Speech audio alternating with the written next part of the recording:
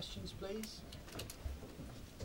What's it like down there, Owen? How are they? Yeah, I think it's like probably hard to sum up, isn't it, in terms of words, the emotions that come with football. That's why we love the game.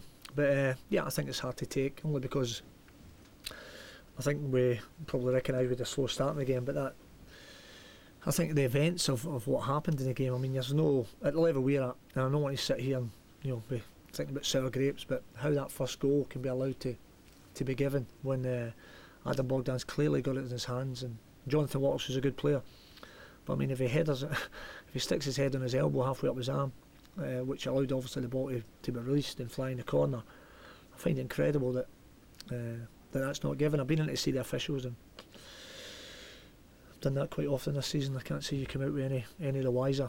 But having said that, we bounced back, got back in the game, got 2-1 in front, had chances to get 3-1 in front, if truth be told, and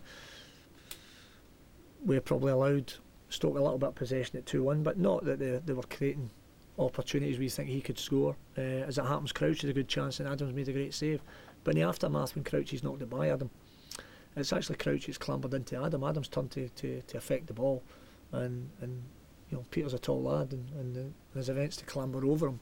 He's actually went into him, so I don't think we certainly come off in the decisions on today, but again, picked ourselves up. Sardell had a good chance, Chung Young Lee to get that elusive third goal, and then Tim Reams had a wonderful header in the last minute. Keeper's made a great save, and really that's the margins of this league, because if that goes in, we're still in the Barclays Premier League. So it's certainly hard to take. There's no getting away from that. The disappointment, everything that will come with it. That's the nature of football, opinions and everything else. So certainly take our medicine. I will as a manager, but we certainly believe that regardless of the personnel we'd missing because of trials and tribulations of this season, that we still had enough quality, and we do. I mean, our young players continue to get better. Adam Bogdan's, Mark Davies's, Sardell, David Ngo's. I mean, these boys are, obviously the future of our club, and that's the transition we'll be making this year. But we wanted to be making it off the platform of the Barclays Premier League, and obviously that's not the case now. So as I say, we'll take everything that comes away and look to regroup and kick on from there. But there's no getting away from, my feelings are not for me. My feelings are for our wonderful supporters. We have a magnificent club, as you know, always balanced, always consistent. Our owner Eddie Davies, the chairman Phil Gartside, my feelings are for them. I mean, there's certainly no self-interest, and that's the way I've always been at any club I've been fortunate to work at. So I think they're very quiet and sombre, as you can imagine, the players. It's not a feeling I've become accustomed to as a manager, and but it's happened, and it's in adversity. It's how you react to that and how you pick yourself up and go again. Does it make it harder when you realise the turnaround at Manchester City? Well, our focus was always in trying to win the game, because we had to win the game, and then if Manchester City win, as we all believed they would, then obviously we'd have still been in the Barclays Premier League, and ultimately that's what happened. And so, I mean, our disappointment is that we're 2-1 in front in the game after going a goal behind to a horrible decision, and then it's happened again. But we picked ourselves up and tried to get that elusive winner. So, yeah, I mean, I think you can look at it. There's always pivotal moments and pivotal games. I mean, even last week when Queen's Park Rangers scored later on, and we obviously conceded later on. So there's always, but again, we were playing catch up because of the poor start we had in the season. I think we had 9 points after 16 or 17 games. Again, we know the reasons why. I mean, half our personnel, our top players have been missing. But the last 11 games we've picked up. I think we've, I don't know whatever it is, 4 wins, 4 draws, 3 defeats. Certainly form that would have you halfway up the league, and probably should have more points than the 16, if truth be told, because certainly could have won today, should have won last week. So I think those things have ultimately hurt us, but we're always playing catch up. But it's a team, and as I say, the last third of the league that's actually been playing very well, and a team that, as I said before, when the dust is settled and we take all the hurt and the disappointment and ultimately there'll be criticism and everything else, I don't have a problem with that. That's the nature of football, but I'll make sure that they'll pick themselves up and they go again. After all the injuries that you have had, Owen, ultimately can you point to that and say, well, the strength of the squad's made up, we just haven't been able to play? Well, that's played a part in it, but through all that, I mean, we certainly were showing, as of late, we certainly still had enough quality to win games in the Barclays Premier League, whether it be at home or away.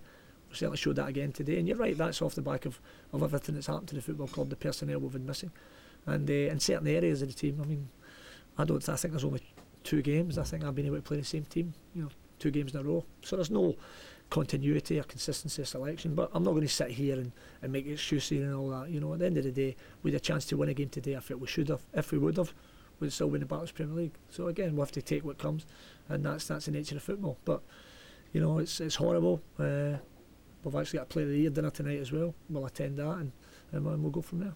Oh, when you spoke to the, as you said there, presumably they must have said, or he must have said that he didn't feel in the first instance that Bob had got his hands on it, and it was through, the ball was through.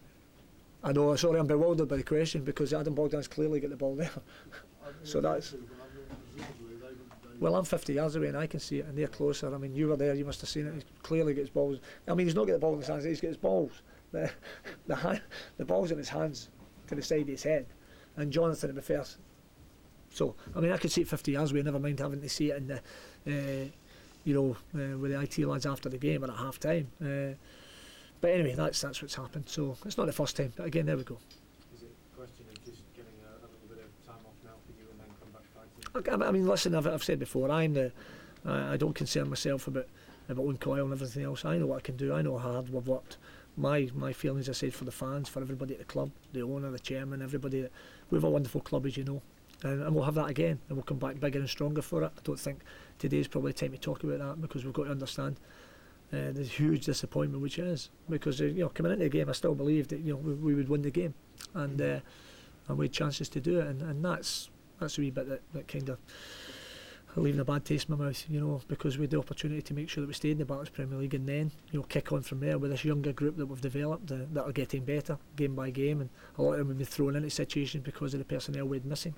So as I said before, we'll take all that hurt, the disappointment, there's no getting away from it. It's the best league in the world, and it's a league that as a player and a coach and a manager and everything, as a club you want to be in. So we have to make sure when the dust settles, and again, not the time just now, but then, as I say, we will regroup and look to bounce back straight away. Would you say your concentration was affected in the second half by moves then?